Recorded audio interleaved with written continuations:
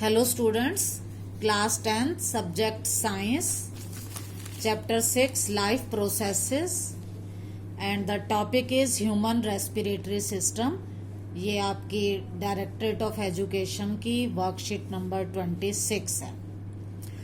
Today we will study human respiratory system.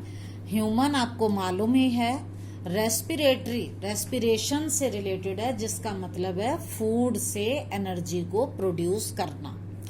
System के लिए देखो, आपको मालूम है आपकी बॉडी बनी होती है सेल से. ग्रुप ऑफ सेल्स जब टुगेदर कोई काम करता है तो टिश्यू, और ग्रुप ऑफ टिश्यू टुगेदर जब कोई काम करेगा तो ऑर्गन, और ग्रुप ऑफ ऑर्गन को कहेंगे सिस्टम. तो यहाँ रेस्पिरेटरी सिस्टम का मतलब है कि वो group of organs that perform the function of respiration. Group of organs that perform the function of respiration. तो ह्यूमन रेस्पिरेटरी सिस्टम है, it is the organ system that involves, क्या क्या होता है इसमें. एक तो इनहेलिंग ऑफ ऑक्सीजन, हम ऑक्सीजन को अंदर लेते हैं, इनहेल करते हैं, and excelling of carbon dioxide, carbon dioxide को हम बाहर निकालते हैं. और ऐसा किस लिए करते हैं? To meet the energy requirement, जिससे हमने जो फूड खाया है उससे हमें एनर्जी मिल सके.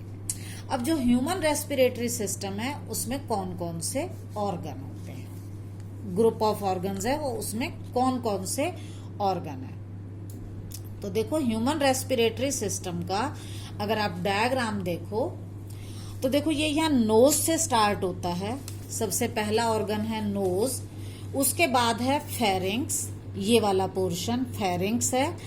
फेरिंग्स के बाद यहाँ आता है लैरिंग्स, और लैरिंग्स के बाद ये वाली है ट्रेकिया, और इस ट्रेकिया के बाद ब्रोंकाई. ये दो में डिवाइड हो जाती है. मैं आपको एक और डायग्राम दिखाती हूँ इसका. ये ट्रेकिया है और ये दो में डिवाइड होती है, इनको हम बोलते हैं ब्रोंकाई. फिर ये जो ब्रोंकाई है इनकी फर्दर ब्रांचेस होती हैं जिन्हें हम बोलते हैं bronchioles. And these bronchioles and in balloon like structure, ये जो बैलून लाइक स्ट्रक्चर है इन्हें बोलते हैं एल्वियोली. और इनसे फिर ये बनता है लंग, जो मेन ऑर्गन है. तो अब आपको इसके पार्ट समझ में आ गए. नोज से स्टार्ट होगा, नोज के बाद यहाँ पर आएगा फेरिंग्स, लैरिंग्स, लैरिंग्स के बाद ये ट्रेकिया, ट्रेकिया के बाद अंदर आएंगे ब्रोंकियोल्स, ये ब्रोंकाई, फिर ब्रोंकियोल्स, और फिर ये आएंगे बैलून लाइक एल्वियोली. अब इसमें ये जो ऑर्गन है नोज से लेकर ब्रोंकियोल तक, ये क्या करते हैं? ये एक तरह के ट्यूब लाइक स्ट्रक्चर हैं जो एयर को कंडक्ट करते हैं नोज से लेकर लंग तक. एल्वियोली जो हैं, जो बैलून लाइक स्ट्रक्चर हैं, ये है part of system where exchange of gases take place. यहाँ ऑक्सीजन ब्लड में जाती है और कार्बन डाइऑक्साइड बाहर के लिए आती है. और जो लंग्स हैं ये चीफ सेंटर ऑफ रेस्पिरेशन है. अब आपको ऑर्गन समझ आ गए. Now we will discuss each organ in detail. First we will take nose. यहां से हमारा रेस्पिरेटरी सिस्टम जो है वो स्टार्ट होता है. अब ये जो नोज है, इट हैज टू नॉस्ट्रिल, ये नॉस्ट्रिल है two. It has two nostrils. Air enters the body through these nostril, यहां से एयर एंटर करती है. नेक्स्ट, ये जो नॉस्ट्रिल है इसकी लाइनिंग में there are some hair like structures, lining of fine hair in nostril. इनका क्या फंक्शन है? दे फिल्टर द एयर, ये फिल्टर करते हैं जो एयर अंदर जाती है. बिसाइड इट यहाँ पर कुछ म्यूकस की लाइनिंग भी होती है. अब ये म्यूकस का क्या रोल है? इट मेंटेन्स ह्यूमिडिटी, मतलब ड्राई नहीं करने देता, ह्यूमिडिटी रखता है. वार्म्स द एयर, जो एयर आ रही है उसको वार्म अप करता है passing through. And traps dirt को, एंड पैथोजेंस जैसे वायरस है, बैक्टीरिया है, उनको ये ट्रैप कर लेता है. तो हमें इसका क्या यूज हुआ? It protects our body from pathogens. ये हमें पैथोजेंस का मतलब जो कोई डिजीज फैलाते हैं वो वाले माइक्रो ऑर्गेनिज्म, उनसे ये हमें प्रोटेक्ट करता है। अब नेक्स्ट ऑर्गन आता है फेरिंग्स। देखो ये हमारी नोज से एयर गई, ये है नेजल कैविटी या हम इसको बोलते हैं नेजल चैम्बर या नेजल पैसेज। यहां से जाती है एयर और यहां से हम फूड खाते हैं, इसको बोलते हैं ओरल पैसेज। देखो यहां से एयर गई, ये नेजल पैसेज, यहां से हमने फूड लिया, इसको बोलते हैं हम ओरल पैसेज। या फूड आगे जाकर इससे बन जाती है फूड पाइप या ईसोफेगस, मतलब जिसमें फूड जाएगा वो है फूड पाइप, और जिसमें एयर जाएगी वो है विंड पाइप या हम बोलते हैं ट्रैकिया। दोबारा देखिए, जो हमने एयर ली वो नेजल कैविटी से होती हुई जाती है, जो हम फूड खाते हैं वो इस ओरल कैविटी से होता हुआ कहाँ जाता है, फूड पाइप में। फूड पाइप अलग है और ट्रैकिया या विंड पाइप जिसमें से एयर जाएगी जो हमने इनहेल की है वो अलग है। तो नेजल चैम्बर और नेजल पैसेज मतलब जहां से एयर गई, एंड फूड पैसेज जहां से फूड गया, both open up into a wide hello space called pharynx. जहां पर ये दोनों ओपन होते हैं इस जगह को हम बोलते हैं फेरिंग्स। यहीं पर एयर आ रही है और यहीं पर फूड, इस एरिया को हम बोलेंगे pharynx. It is a common passage for food and air. इसमें से फूड भी आएगा और एयर भी आएगी, ये एक कॉमन पैसेज है। नेक्स्ट ऑर्गन आता है लैरिंक्स। इसका एक नाम वॉइस बॉक्स भी है। It is also termed as Adam's apple और वॉइस बॉक्स। अब ये कहाँ है?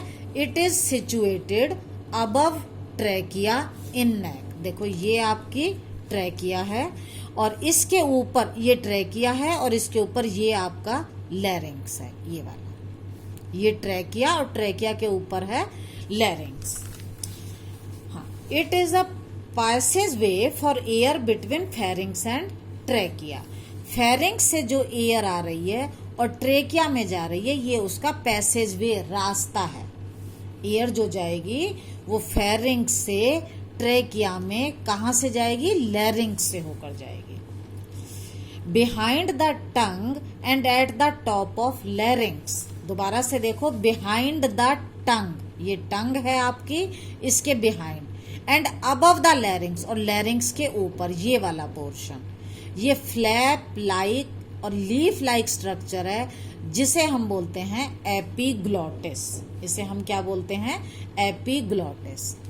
Behind the tongue and above the trachea, above the larynx is a leaf like and flap like structure which is called epiglottis।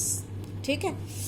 अब जब हम food को swallow करेंगे, निगलेंगे, तो देखो बेटा क्या होगा, ये दोनों चीजों का कॉमन पैसेज है, तो फिर तो ये ट्रैकिया के अंदर फूड जा सकता है, लेकिन इसको प्रोटेक्ट करने के लिए ये जो एपिग्लॉटिस है ये इसको कवर कर देता है। लैरिंक्स ऊपर उठता है, राइजेज अप, और ये रास्ता यहाँ से बंद हो जाता है। दोबारा देखो, यहाँ से दोनों फूड और एयर आ रही है।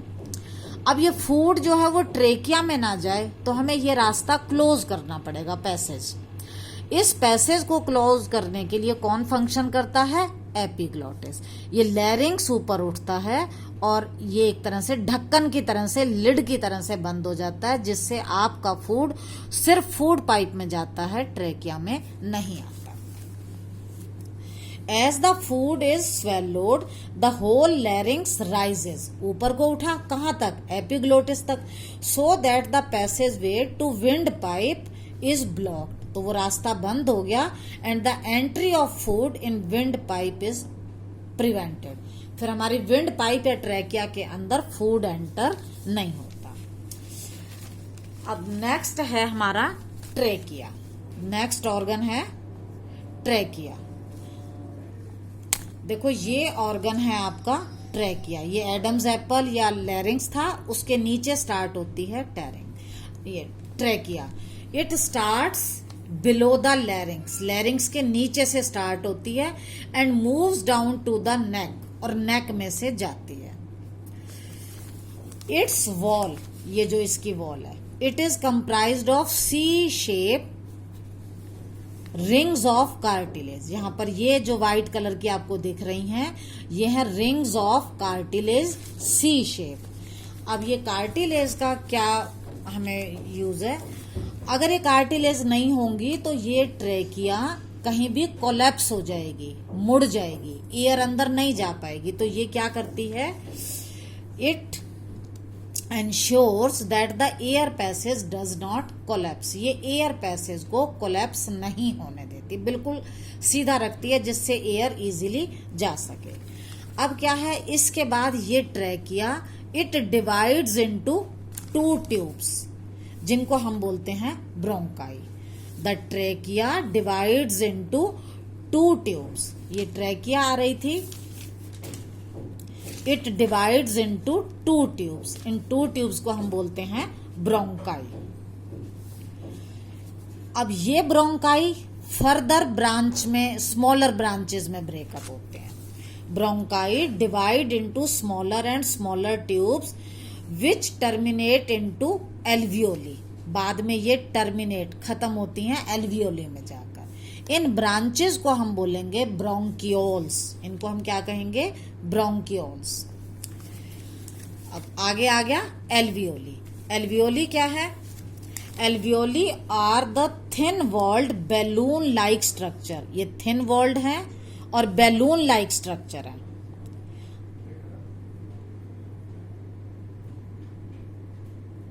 ये thin walled and balloon like structures हैं।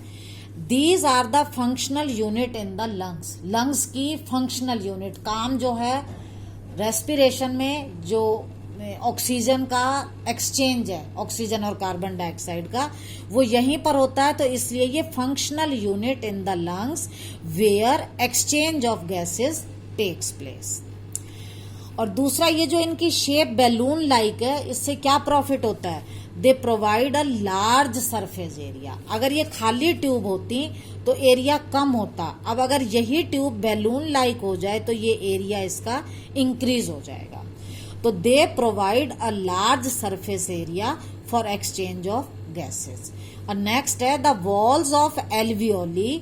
ये जो वॉल्स हैं, they contain an extensive, extensive का मतलब बहुत बड़ा, नेटवर्क ऑफ ब्लड वेसल्स। ये जो आपको रेड एंड ब्लू दिख रहे हैं, ये ब्लड वेसल्स हैं। ये ब्लड वेसल्स हैं जहां पर कैपिलरीज होती हैं और फिर ऑक्सीजन और कार्बन डाइऑक्साइड का एक्सचेंज होता है। ये हो गए हमारे एल्वियोली। अब इसके बाद आता है एल्वियोली के बाद लंग्स। हाँ, लंग्स जो हैं they are the chief centre of, ये 2 लंग्स हैं जो रिब्स के अंदर हैं। रिब्स इनको प्रोटेक्ट करती हैं। और हमारी बॉडी में ये ऊपर वाले पोर्शन को बोलते हैं हेड, इसको बोलते हैं थोरैक्स, और नीचे जो बचा उसको बोलते हैं हम एब्डोमेन। तो थोरैक्स के अंदर पसलियों के बीच में, रिब्स के बीच में ये जो ओपन स्पेस रह जाता है, इसको बोलते हैं कैविटी। और उस कैविटी के अंदर हैं लंग्स। देखो, कैविटी का मतलब है कोई भी खाली जगह। रिब्स हैं तो रिब्स के बीच का स्पेस खाली है, कैविटी है। क्योंकि ये एरिया थोरैक्स है इसलिए इसे हम कहेंगे थोरेसिक कैविटी, और थोरेसिक कैविटी के अंदर हैं लंग्स। हाँ, lungs are the chief centre of respiration.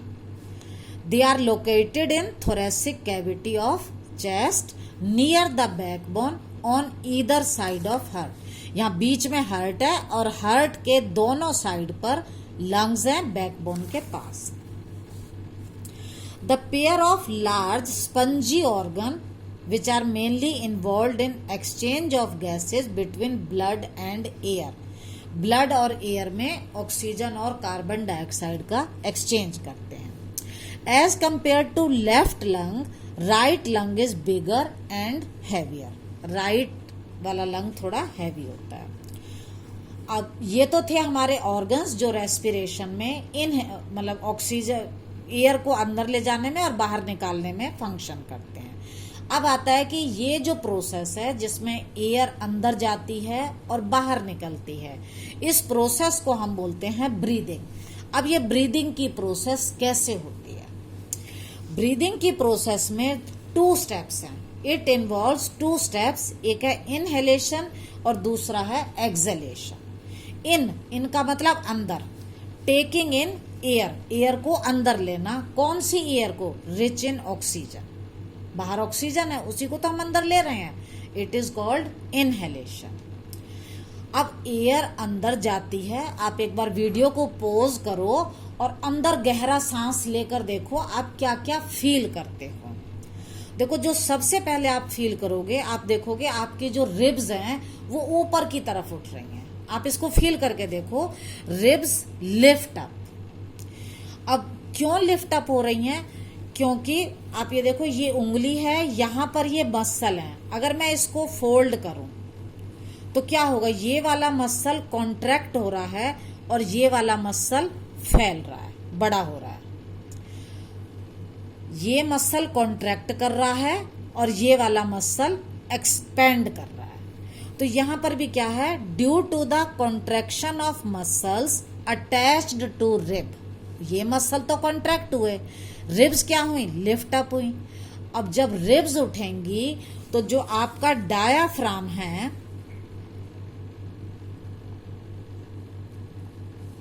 ये आपका डायाफ्राम है दोनों लंग्स के नीचे, जो थोरैक्स और एब्डोमेन को अलग करता है। ऊपर वाला पोर्शन थोरैक्स है, नीचे वाला एब्डोमेन है, और ये वाला है डायाफ्राम। तो जब रिब्स ऊपर को उठेंगी तो डायाफ्राम नीचे की तरफ जाएगा, जो अभी तक डोम शेप था। डोम शेप ये इस तरह से, और अब ये हो जाएगा फ्लैट। डायाफ्राम क्या हो जाएगा? फ्लैट, जब ये नीचे को आएगा।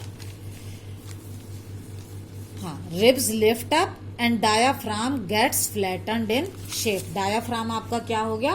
फ्लैट हो गया। अब जब डायाफ्राम फ्लैट होगा तो क्या होगा? ये वाला जो कैविटी का एरिया, जब ये नीचे आएगा तो ये एरिया बढ़ जाएगा। Space in thoracic cavity increases. Thoracic cavity का स्पेस इंक्रीज हो जाएगा, ये वाला स्पेस बढ़ गया। अब जब स्पेस बढ़ गया तो वॉल्यूम भी बढ़ गया और प्रेशर कम हो गया। प्रेशर कम होगा तो एयर जो है वो बाहर से अंदर आएगी। दोबारा सुनिए, इनहेलेशन में क्या होता है, आप अपने आप फील करिए। जब आप एयर को अंदर ले जाते हो तो सबसे पहले क्या होता है, आपकी रिब्स जो हैं वो राइज अप, ऊपर उठती हैं। रिब्स ऊपर उठेंगी तो ये डायाफ्राम नीचे की तरफ आएगा और ये फ्लैट हो जाएगा। इसके फ्लैट होते ही यहाँ पर स्पेस बढ़ जाएगा, इसका वॉल्यूम बढ़ जाएगा। वॉल्यूम के बढ़ने से प्रेशर कम होगा। जब भी वॉल्यूम बढ़ता है तो प्रेशर कम होता है, और प्रेशर कम होगा तो बाहर की एयर अंदर एंटर करेगी। अब देखो, volume of thoracic cavity increase और प्रेशर होगा डिक्रीज। प्रेशर के डिक्रीज होते air rushes into the lungs, वो एकदम से लंग्स में आएगी, और ये हो गया आपका इनहेलेशन। इसके बाद दूसरी प्रोसेस है एक्सहेलेशन। एक्सहेलेशन उससे जस्ट ऑपोजिट है। इसमें क्या होता है, एक्सपेलिंग ऑफ एयर, एयर बाहर निकलती है, पर कौन सी? Rich in carbon dioxide. अब ये कार्बन डाइऑक्साइड कहां से आई, ये हम अभी नेक्स्ट वीडियो में पढ़ेंगे। इसको हम बोलते हैं एक्सहेलेशन। ये इनहेलेशन से बिल्कुल ऑपोजिट है। देखो यहां पर क्या हुआ था, कॉन्ट्रैक्शन ऑफ मसल। इसमें क्या होगा, रिलैक्सेशन ऑफ मसल। तो जो रिब ऊपर उठी थी वो रिब नीचे की तरफ जाएंगी, जो रिब ऊपर उठी थी वो मूव डाउनवर्ड, वो नीचे की तरफ जाएगी। और जो डायाफ्राम फ्लैट हुआ था, यहां पर ये डायाफ्राम जब ऊपर उठेगा तो ये डोम शेप, गुंबद के आकार का हो जाएगा। और जब ये डोम शेप होगा तो ये वाला जो स्पेस है थोरेसिक कैविटी का, वो कम हो जाएगा। अब अगर वॉल्यूम कम होगा तो प्रेशर इंक्रीज होगा, प्रेशर इंक्रीज होगा तो एयर जो है वो बाहर की तरफ एक्सपेल होगी। Is it clear? तो तो ये था इनहेलेशन जिसमें एयर अंदर एंटर हुई थी, एक्सहेलेशन में एयर बाहर निकली है।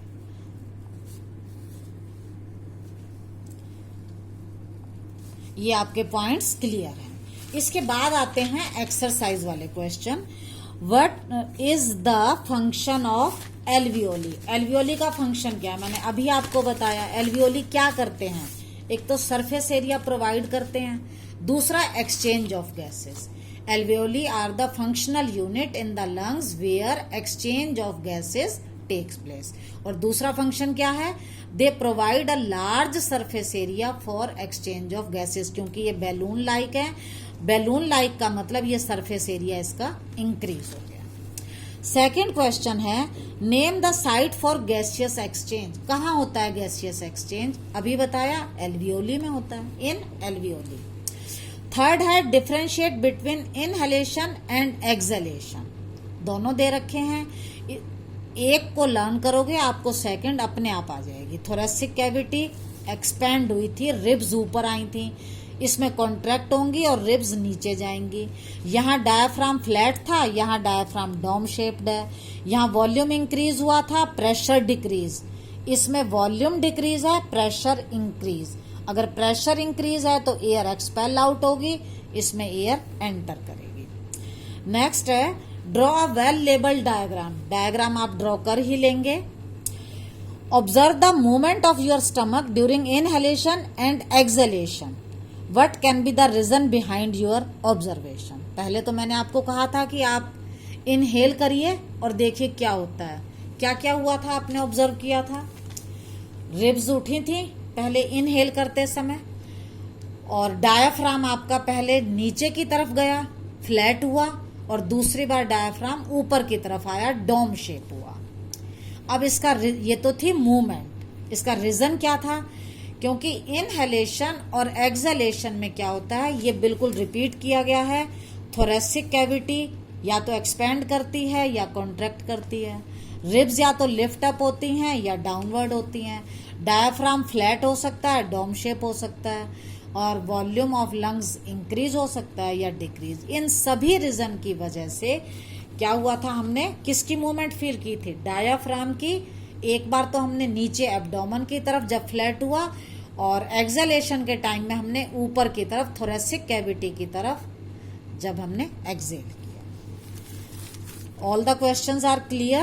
In the next video, we will study more about respiratory system. Thank you.